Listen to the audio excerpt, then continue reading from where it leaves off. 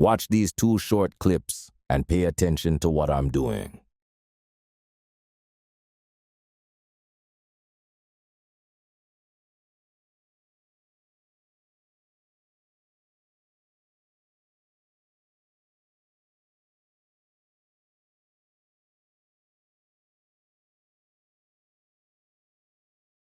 In both of these clips, I'm using a subtle yet incredibly effective technique, one you've probably heard of before. But in this video, I'm going to break it down and show you how to execute the perfect first touch in EAFC 25. Just like in real-life football, your first touch is everything. It's the foundation of every play, the difference between maintaining possession and losing the ball. This is especially true when you're up against a skilled opponent who's reading your movements and predicting your next step. A poor first touch can cost you dearly, whether it's conceding a goal or missing a crucial chance in the final third. That's why, before anything else, mastering a great first touch is hands down the most important aspect of your game. Not only does it set the tone for your entire playstyle, but it also elevates your attacking and passing game to a whole new level. A flawless first touch gives you the confidence to control the pace, create opportunities, and outsmart your opponent with ease. Before we jump into today's video, click the first link in the pinned comment to check out how you can get one-on-one coaching with me and read about the amazing success stories of my students. Proof of what's possible if you so choose to apply for a session. If you are someone who loves learning at your own pace, head over to Retro Academy, where I've put together 24 detailed lessons breaking down everything you need to know. These videos are designed to guide you step by step, whether you're just starting or looking to level up your skills. And for those who want an even deeper dive, consider becoming a channel member. As a member, you'll get exclusive access to all the previous live streams on the channel, where I break down strategies and coach students in every division. So, if you are in Division 4, you can watch me coaching someone in Division 4 and apply exactly what I teach him. Thank you so much for all the support you've shown recently. It truly means the world to me. Now let's get into today's video. In today's video, we're skipping the basics, like taking a simple touch into space, because let's be real, you already know that stuff. Instead, I'm going to teach you some overpowered first touches that will completely change your game. We're starting with one of my favorites, the R2 plus right stick touch. This move is a game changer, and it can take your opponent by complete surprise. Unlike the L1 touch, which we'll dive into deeply later, this R2 plus right stick touch is something I really like, and I don't see a lot of people using it, or at least not using it effectively. Here's the key. You want to use this move quickly and commit to it. Whenever your opponent's backline is exposed and there's even a small inch of space, that's your moment. That's all the space you need. Think about it.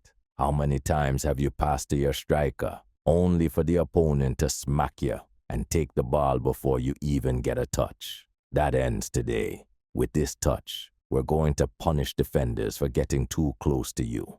The closer they are, the more they leave a gap on one side, and that's exactly where you want to take your touch.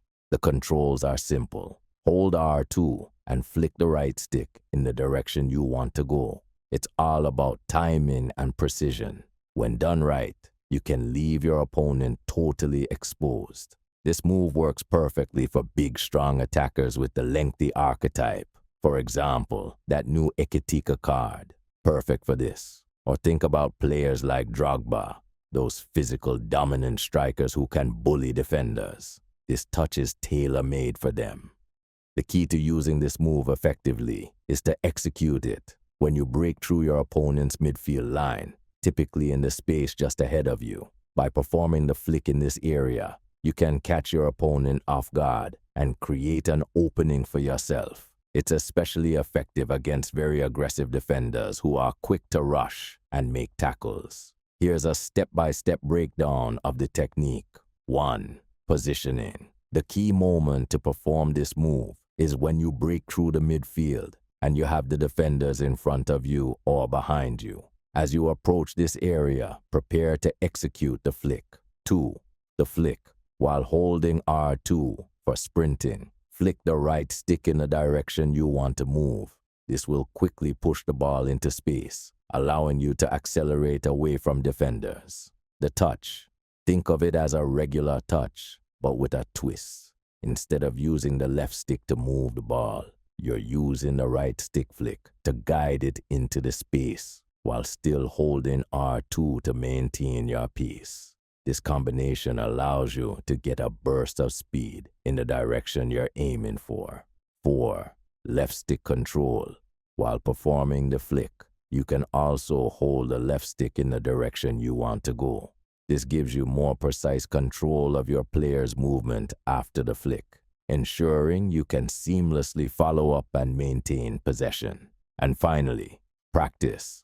To master this move, head into squad battles or another practice mode. Repetition will help you get comfortable with the timing and execution, allowing you to use it in matches confidently. By adding this flick to your arsenal, you'll be able to outpace and outmaneuver those overly aggressive defenders who tend to make reckless tackles from behind. With the right timing, they won't know what hit them, and you'll be creating more space for yourself to either take a shot or make the next move.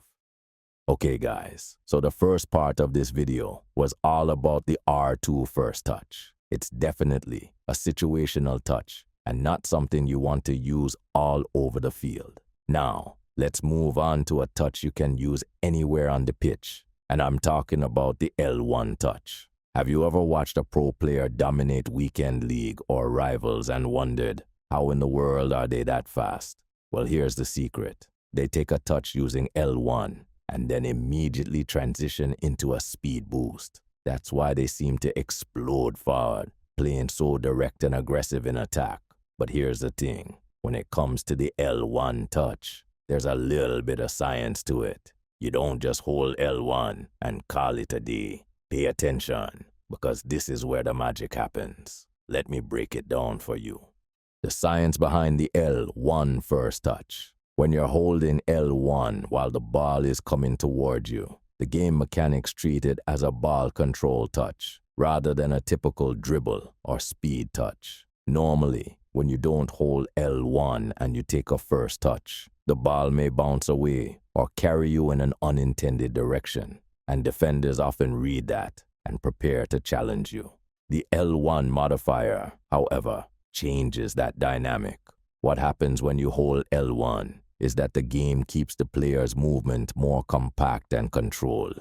Instead of pushing the ball forward or letting it bounce awkwardly, your player will take a touch that traps the ball almost immediately, essentially absorbing the ball into their control. This touch is typically smoother, with less momentum, meaning the ball stays closer to your feet. Because of this, your touch is a lot more intentional and less chaotic.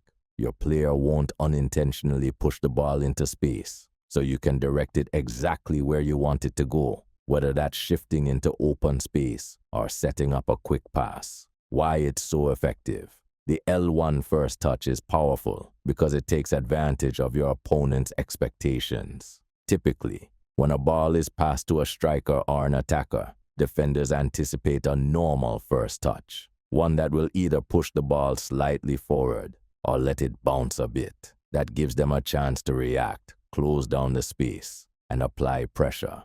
But when you hold L1 while receiving the ball in the middle of the pitch, the defender might be caught off guard by your smooth, controlled touch. This subtle difference in ball control creates an opening. Defenders often expect the ball to either roll away from you or for you to take a touch that leads to a faster sprint. But instead, you can slow things down intentionally. The trap you perform with L1 gives you time to assess your next move, and most importantly, the ability to move into space without losing possession. This move can also be used to kickstart a speed boost, just like you see me doing here with Salma. But here's the key. Only use it when you spot a gap in your opponent's defense. All you have to do is hold to a rand. and you're already in a speed boost because you've charged it up before you even received the ball. The L1 touch is, by far, one of the most powerful tools in the game. Whether you're using it to change direction or as a first touch, it's an absolute game changer. Let me know in the comments what you want to see next. I'm always here to help you level up your game. And for one-on-one coaching, check out the first link in the pinned comment. Until then, peace fam.